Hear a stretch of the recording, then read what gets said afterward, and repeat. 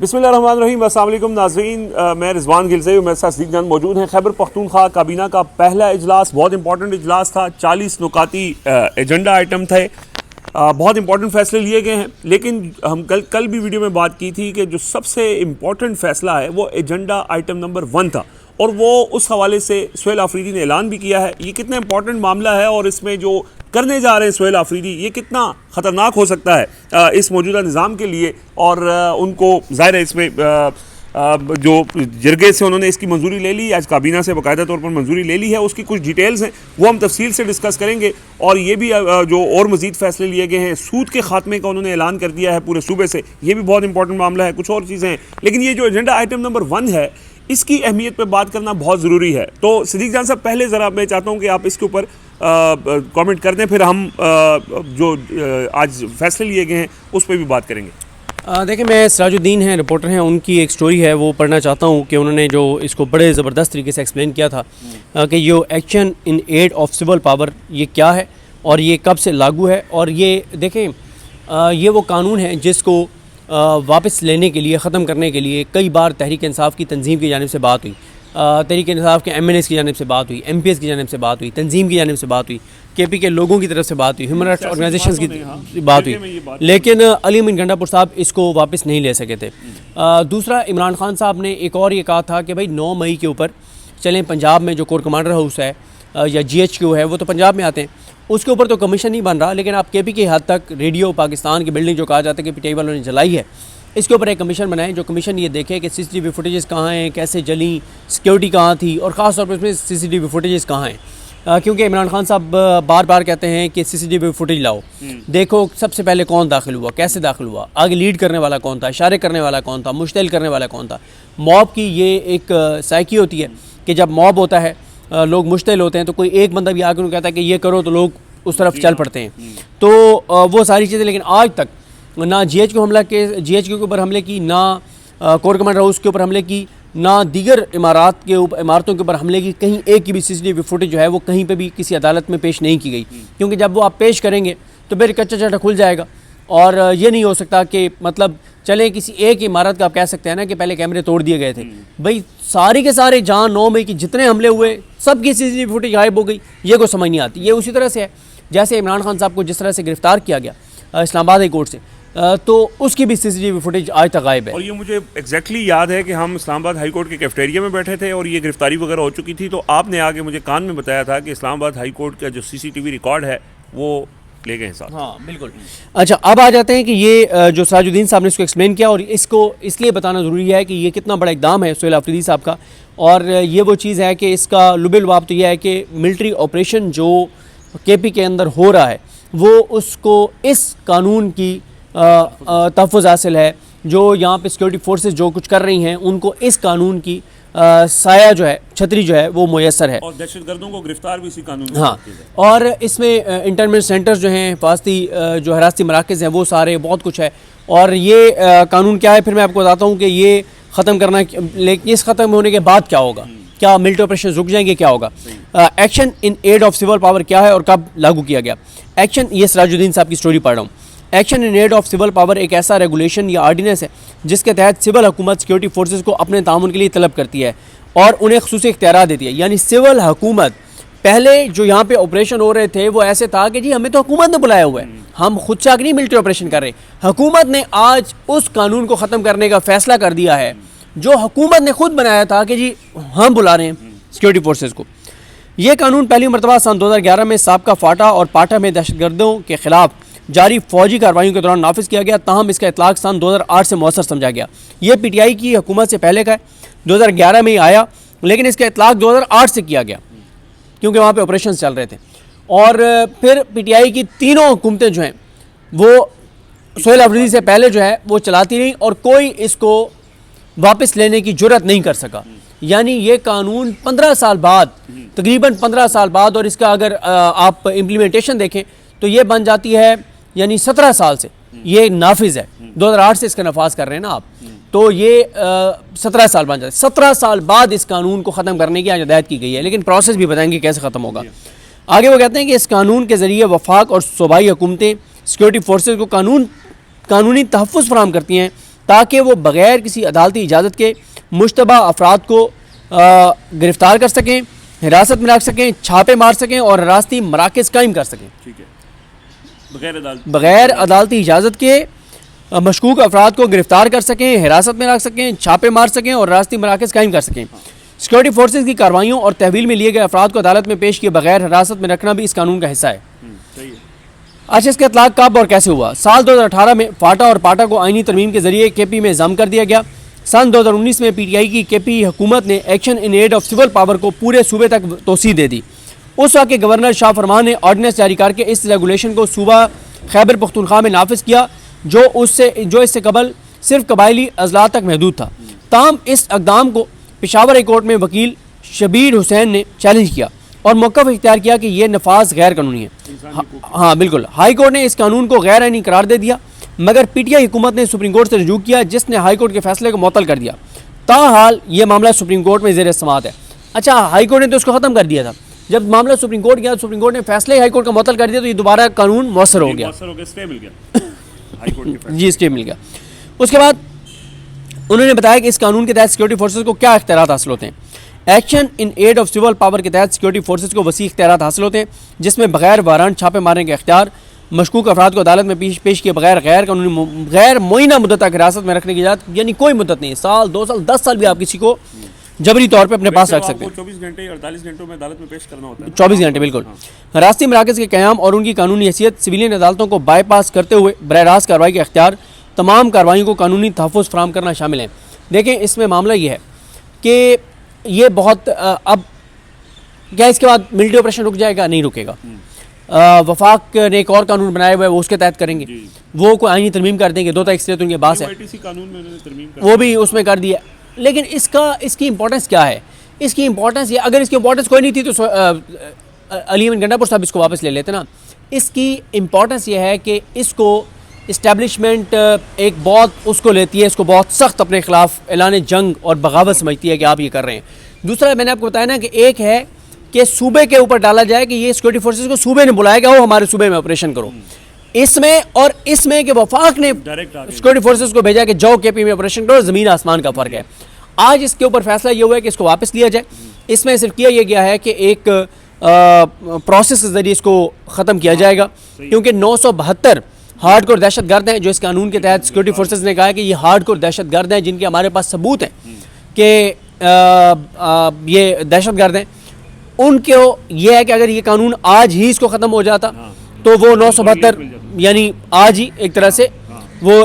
قانونی طور پہ وہ رہا ہو سکتے تھے. ہونا نہیں تھا لیکن ہو سکتے تھے. یہ ایک صرف یہ پروسیس اپنایا جائے گا جس کے تحت یہ ہوگا کہ جو ہارڈ کور دہشت گرد ہیں ان کو کس طرح سے وفاق کے کس قانون کے تحت کدھر کر رہے ہیں، وہ وفاق کا معاملہ ہے. وہ اس پہ بڑی تفصیلی ڈسکشن ہوئی ہے. تھوڑا سا میں اگر آپ اجازت دیں تو میں بتا دیتا ہوں. یہ ظاہر ایجنڈا نمبر آئٹم 1 تھا، تو اس کے اوپر ایڈوکیٹ جنرل نے بڑا تفصیل سے بریف کیا کہ کیا قانونی اس کے اندر پیچیدگیاں ہو سکتی ہیں. ایک یہ بتایا گیا کہ 972 ہارڈ کور دہشت گرد جو ہیں وہ اس قانون کے تحت گرفتار کیے گئے ہیں، تو اس لیے اگر یہ فوری ختم ہو جاتا ہے تو ان کو ریلیف ملنے کا امکان ہے.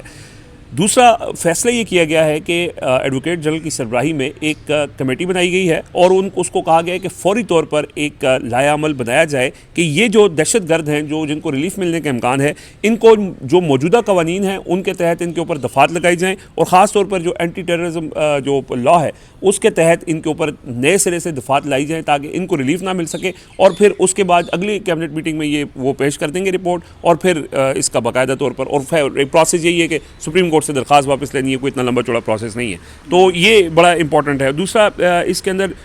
جو آپ نے 9 مئی کے پشاور میں ریڈیو پاکستان کی بلڈنگ کے حوالے سے جو انہوں نے کہا ہے کہ اس کی انکوائری کمیشن بنایا جائے، تو یہ جو انکوائری کمیشن ہوگا یہ انکوائری کمیشن پلس ٹریبیونل ہوگا، اور اس کے اندر جو ایک ریٹائرڈ جج ہوگا، ایک ریٹائرڈ بیوروکریٹ ہوگا، ایک ریٹائرڈ سینئر پولیس افسر ہوگا، اور ایک جو اس ساری جو قانونی معاملات ہیں اس کا ماہر وکیل ہوگا. اور یہ جو کمیشن ہوگا اس کے ٹی او آرز اگلی کابینہ میں اس کی منظوری لے لی جائے گی اور فوری طور پر ایک انکوائری کمیٹی بنا کر اس کی رپورٹ سامنے لائی جائے گی کہ ریڈیو پاکستان کی بلڈنگ 9 مئی کو جو جلائی گئی تھی اس کی ساری سی سی ٹی وی فوٹیج ظاہر کمیشن انکوائری کمیشن ایکٹ کے تحت اس کو تشکیل دیا جائے گا تو وہ اپنی رپورٹ پیش کریں گے اور اس میں پھر دودھ کا دودھ پانی کا پانی سامنے آنے کا امکان ہے. میں آپ کی طرف آنے سے پہلے اگر آپ اجازت دیں تو میں جو امپورٹنٹ فیصلے ہیں آج اس کے اوپر بات کرنا چاہتا ہوں. اچھا, ایک تو یہ 2 چیزیں تو کابینہ نے منظوری دے دی ہے. تیسری جو سب سے امپورٹنٹ چیز ہوئی ہے وہ انہوں نے یہ کہا ہے کہ جو سود کا نظام ہے خیبر پختونخوا میں اور جو سرکاری انویسٹمنٹس ہیں جو سودی نظام کے تحت ہوتی ہیں, ایک تو وہ فوری طور پر ختم کرنے جا رہے ہیں اور سود کے نظام کے خاتمے کے لیے جو مشیر خزانہ ہے مزمل اسلم, ان کو یہ ٹاسک دیا گیا ہے کہ آپ ایک پوری پالیسی بنائی جائے کہ کس طرح انٹرسٹ فری ایک سرمایہ کاری اس کو ہم صوبے کے اندر لے کے آئیں. اور پھر سہیل آفریدی نے اس کے اوپر تفصیل سے گفتگو بھی کی. لوگوں کو بتا دینا کہ کس طرح سے صوبے فنڈ اپنے رکھتے ہیں بینکوں میں اور پھر اس کے اوپر سود ان کو ملتا ہے. جی, کہہ رہے ہیں کہ ہمیں سود نہیں چاہیے. ہاں, اور وہ کہہ رہے ہیں کہ ہمیں اس میں سود نہیں چاہیے, حالانکہ سود کی مد میں بہت زیادہ. مجھے کسی نے بتایا کہ ایک میٹنگ میں سہیل آفریدی صاحب کو بہت کہا گیا کہ سر یہ نہ کریں, ہمارا اگر مثال کے طور پہ 100 ارب روپیہ ہمیں پڑا ہے اور ہمیں وہ چاہیے اپنے بجٹ کے سال کے مطابق, یعنی وہ ہمیں 10ویں مہینے میں چاہیے 100 ارب, تو وہ 100 ارب اگر ہم پلیج کر دیتے ہیں کہیں رکھ دیتے ہیں تو وہ ہر ماہ ہمیں اس کے اوپر کروڑوں روپے ملتے ہیں. تو آپ یہ نہ کریں یہ جو آپ کر رہے ہیں. انہوں نے کہا جی کروڑوں ملیں, اربوں ملیں, خربوں ملیں, جب ایک چیز اللہ اور اللہ کے رسول نے کہا ہے کہ یہ ہمارے ساتھ جنگ ہے تو پھر سود کا خاتمہ کریں, اللہ برکت ڈالے گا اور اللہ تعالیٰ کرم کرے گا. جی بالکل. اور یہ ویسے بھی خیبر پختونخوا میں سود کے حوالے سے لوگوں کے پہلے بھی مطالبات آتے رہے اور ویسے 26 آئینی ترمیم میں بھی اس حوالے سے ایک لیجسلیشن بھی ہوئی تھی, وہ صوبوں نے بھی کرنی تھی, وہ بھی کرنے جا رہے ہیں اور انہوں نے اس کے اوپر تفصیلی گفتگو بھی کی ہے. بڑی امپورٹنٹ انہوں نے بات کی کہ عمران خان کو ووٹ ملا ہے, پالیسی عمران خان کی مکمل امپلیمنٹ ہوگی اور مین چیز ہے کرپشن. سارے وزیر بیٹھے ہوئے تھے, انہوں نے کہا تھا اکراس دی بورڈ میرا سب کو پیغام ہے, تمام وزراء کو پیغام ہے, اگر کسی کابینہ ممبر کے حوالے سے بھی کرپشن کی کوئی چیز سامنے آئے گی تو وہ بالکل برداشت نہیں کی جائے گی. اس کے اوپر زیرو ٹالرنس ہوگی, اوپر سے لے کے نیچے تک جو سرکاری وسائل ہیں, جو سرکاری فنڈ ہے, اس کا تحفظ کرنا یہ ہماری ذمہ داری ہے. لہٰذا بہت کیٹیگوریکلی کلیئرلی انہوں نے پیغام دے دیا ہے کہ کسی صورت بھی اب سارے وزیر ہو یا کوئی سرکاری افسر ہو, کرپشن برداشت نہیں کی جائے گی. ایک چیز انہوں نے بڑی امپورٹنٹ کی, انہوں نے کہا کہ میں چیف سیکرٹری کو ہدایت کرتا ہوں کہ کوئی بھی ہمارا منصوبہ جس کے اندر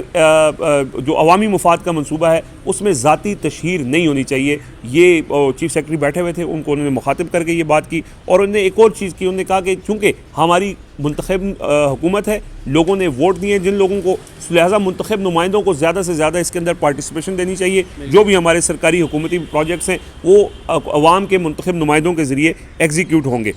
انہوں نے ایک اور چیز کی, انہوں نے کہا کہ ہم جو فیصلہ کریں گے, جو قانون بنائیں گے وہ عوام کے مفاد میں ہونا چاہیے, اور اگر وہ عوامی مفاد سے متصادم ہوگا تو اس کو بالکل اس کی اجازت نہیں دی جائے گی. امپورٹنٹ چیز انہوں نے اگلی یہ کی, انہوں نے کہا کہ ایک چیز سارے میری کیبنٹ بھی سن لے اور ساری بیوروکریسی بھی سن لے. شکریہ انہوں نے سب کا ادا کیا, مبارکبادیں دی, لیکن انہوں نے کہا کہ ہم نے اگلے الیکشن کا نہیں سوچنا, ہم نے اگلی جنریشن کا سوچنا ہے اور ہر وہ پالیسی بنانی ہے جس میں ہماری اگلی جنریشن اور آنے والے جو نسل ہے اس کو فائدہ ہو. عمران خان کے حوالے سے انہوں نے کہا کہ عمران خان سے ملاقات کے لیے میں نے ساری جمہوری قانونی آئینی راستے اپنائے, اس کے باوجود ہمارے ساتھ ستیلی ماں جیسا سلوک کیا جا رہا ہے. اور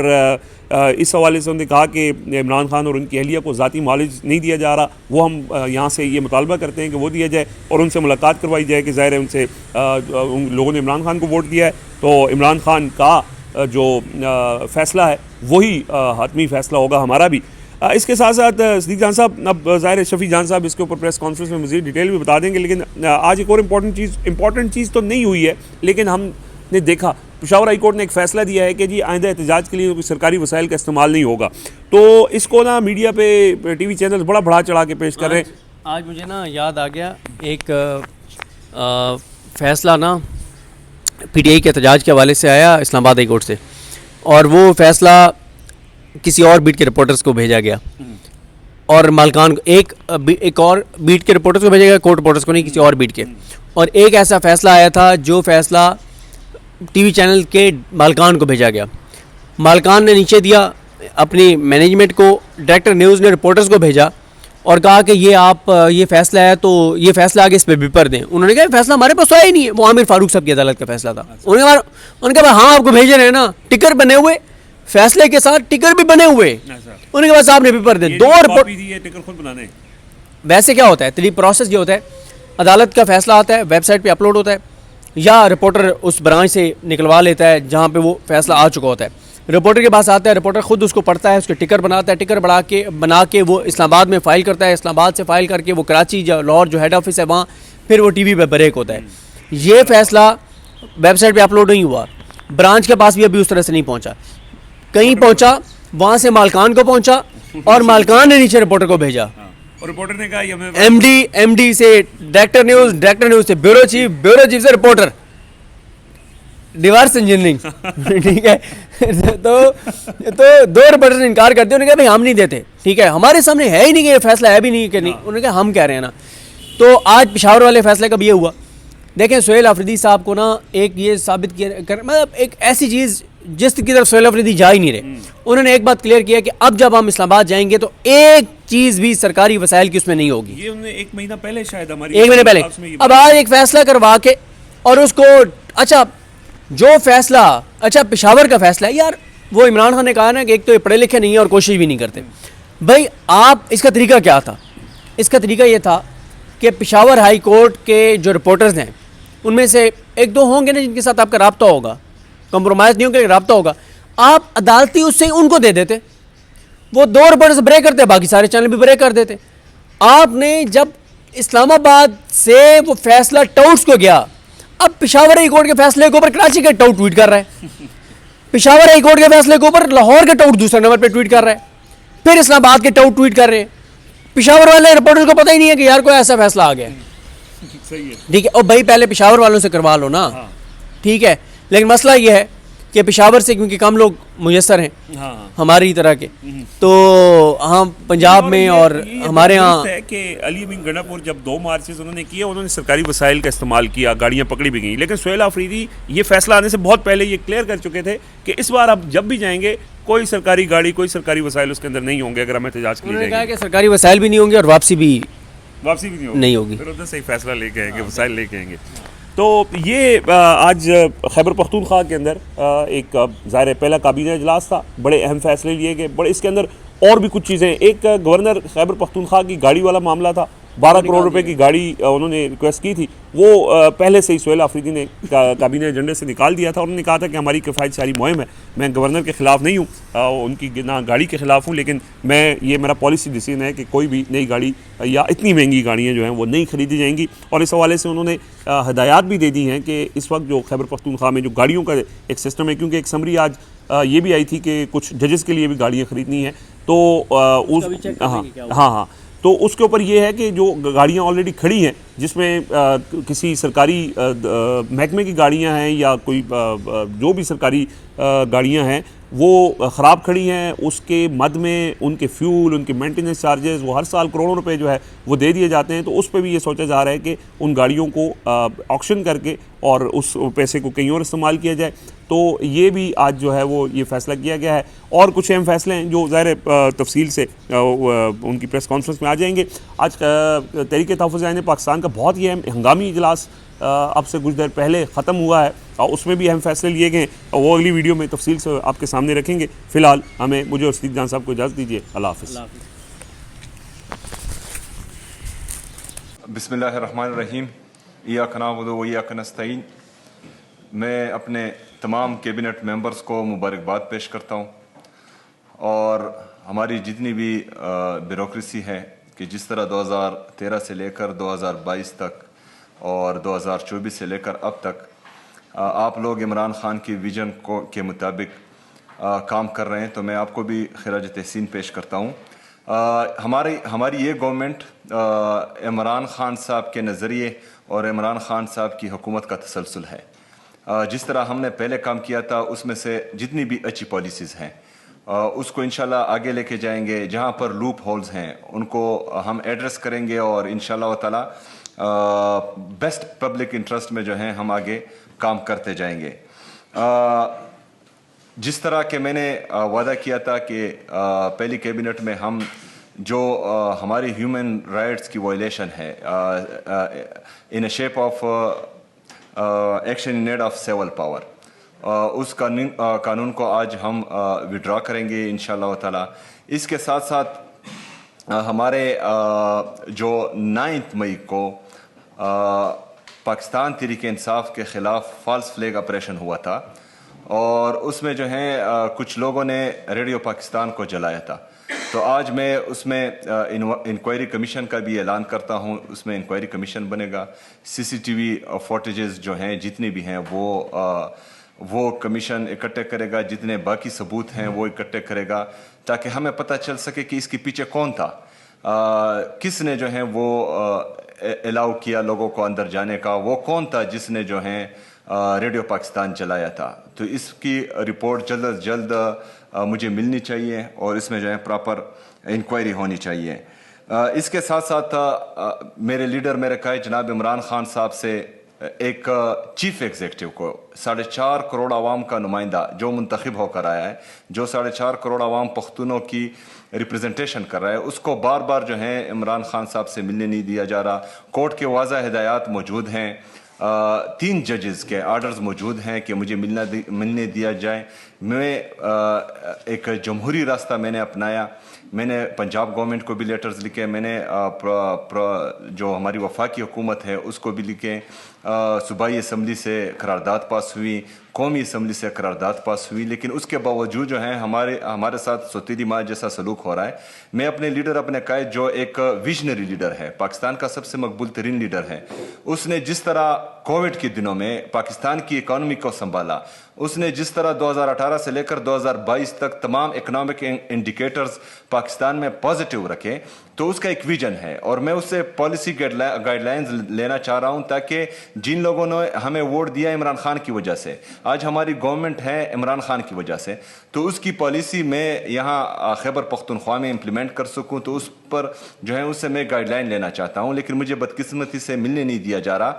तो हुकूमत भी मुतालबा करती है, वफाकी हुकूमत और पंजाब हुकूमत से, कि जल्द अज जल्द जो है वो तरीक़ाकार बनाए और मेरी लीडर से मुलाकात करने दी जाए। इसके साथ साथ जो मेरे लीडर मेरे कायद जनाब इमरान खान साहब और उनकी अहलिया बुशरा बीबी को उनका ज़ाती मुआलिज डॉक्टर नहीं दिया जा रहा और उनकी हालत जो है बेसिक जो ह्यूमन राइट्स हैं, बेसिक कैदी के जो हकूक़ हैं वो वहाँ पर नहीं दिए जा रहे। तो हम ये मुतालबा भी करते हैं कि उनको उनका ज़ाती डॉक्टर भी अलाउ किया जाए और उनके जो है सेहत का ख्याल रखा जाए, क्योंकि वो हमारी इस कौम का, पाकिस्तान का कीमती असासा है और हम नहीं चाहते कि उनको जो है जेल में कोई नुकसान पहुँचे। इसके साथ साथ जो हमारी पॉलिसी है इमरान खान की, डेफिनेटली वही इम्प्लीमेंट होगी। ज़ीरो टॉलरेंस फॉर करप्शन होगी, मेरिट एंड ट्रांसपेरेंसी होगी और ये मैसेज आज तमाम डिपार्टमेंट्स को जाना चाहिए कि करप्शन पर बिल्कुल जो है कि कोई किसी किस्म का कंप्रोमाइज़ नहीं होगा, चाहे मेरे कैबिनेट मेंबर्स हों और चाहे बाकी डिपार्टमेंट्स के लोग हों, किसी को भी जो है कोई रियायत नहीं दी जाएगी। मेरिट एंड ट्रांसपेरेंसी का जो बोलबाला है ये आज से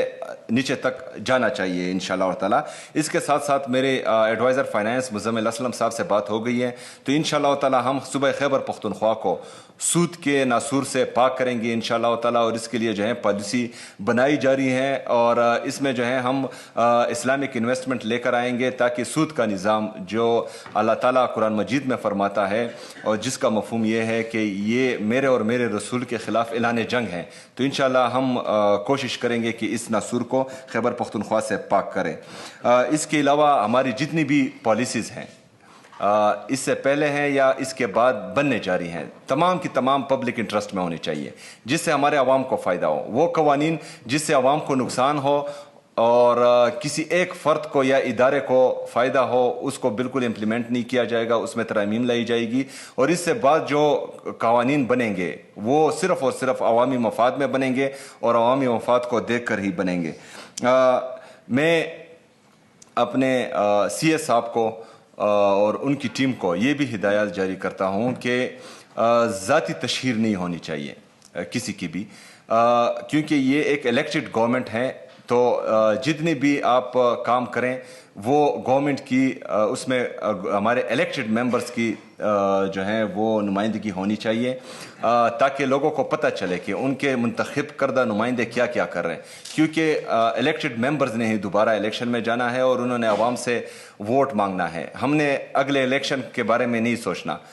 میرا لیڈر میرا قائد نیکسٹ جنریشن کے بارے میں سوچ رہا ہے تو ہم نے بھی جو ہے اپنے نیکسٹ جنریشن کے بارے میں سوچنا ہے اور ہمارے جو جتنے بھی الیکٹڈ ممبرز ہیں وہ عمران خان کے ہدایات کے مطابق اس کے نظریے کے مطابق گراؤنڈ پر نیکسٹ جنریشن کا ہی سوچ رہے ہیں. تو میں چاہتا ہوں کہ ان کو جو ہے وہ سوسائٹی میں ایک ریکگنیشن ملے. اس کے ساتھ ساتھ پرسوں جو جرگہ ہوا میں تمام سیاسی پارٹیوں کو,